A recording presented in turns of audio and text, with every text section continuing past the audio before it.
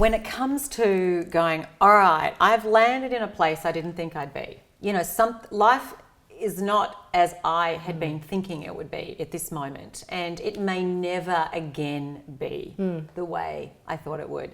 And I think it can tilt us on its axis. You know, suddenly we don't feel like we've got the ground solid under our feet. You know, when it comes to just creating a future that's different from the one you had envisaged, and just getting on with doing what needs to be done, whether it's to help a child who is ill, or it's to deal with something else in our life that's sometimes very much beyond our control. You know, what have you found to be just helpful things that you can do for yourself that keep you in the right headspace? Well, I think sometimes, for me, a lot of the time it's writing. In other words, I need to pull away from whatever the big thing is, whatever the kind of the 911, the 000, because I can go both ways there. You know, whatever the emergency is, whatever the really big deal is, and pull aside, and I love to write. So for me, it's an incredible form of therapy to sit down at my computer and write.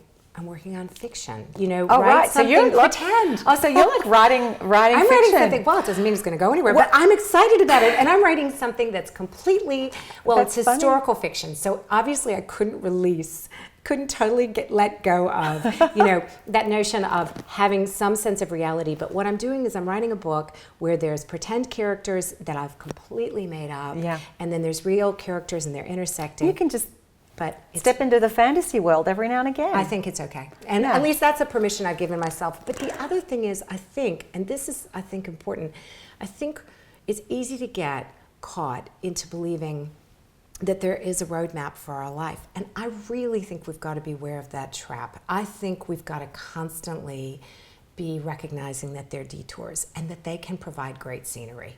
And that they can actually be the most interesting part. You don't know the people you're going to meet. You don't know the adventures that you're going to have. And absolutely woven into even some of the things that I would just say, you know what, if that didn't have to happen to me, I'd be really happy. Woven into those rotten times have been some really marvelous moments. And I mean, I think of the therapists, for example. You know, when Jackie's doing much, much better. But when we were working with Jackie and we had our older daughter, Sophie, and we were trying to make sure that she didn't get lost, siblings are so important, and you want to feel like everybody's getting attention.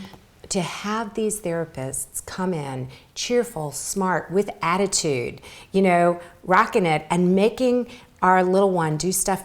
These were incredible people that I would never have met any other way. It is so easy when things aren't as we want them to be to spend our time dwelling on what isn't the way we want it to be, on what we've lost or what we've missed or what is never going to be, rather than going, this is as it is. I'm not going to fight reality. What is there for me to make the most of in this place? You know, what are the gifts? And I think that it does take being really intentional, because I know myself, it's easy to get into a little pity party, and I think almost we can be wired to focus on what we've lost or what isn't, what's missing. You know, a lot of people spend a lot of time focusing on what's missing, what they don't have. And I don't want to pretend that I every single day walk through thinking, you know, I'm not grateful every single moment of every single day. I don't want anybody to think that. But I think but I do think it's intentional, and I do think that if you focus on that and you know what it is to me, it's like, where do I point my nose? And am I heading toward the people who make me feel happier, who make me be better, who cause me to stretch, even when that's hard? Or am I heading towards negativity? And you know what? It's not hard to figure out which is more fun. So maybe I just like it to be fun. So I'm always going in that positive direction and the interesting direction, because for me, having that work piece has been important.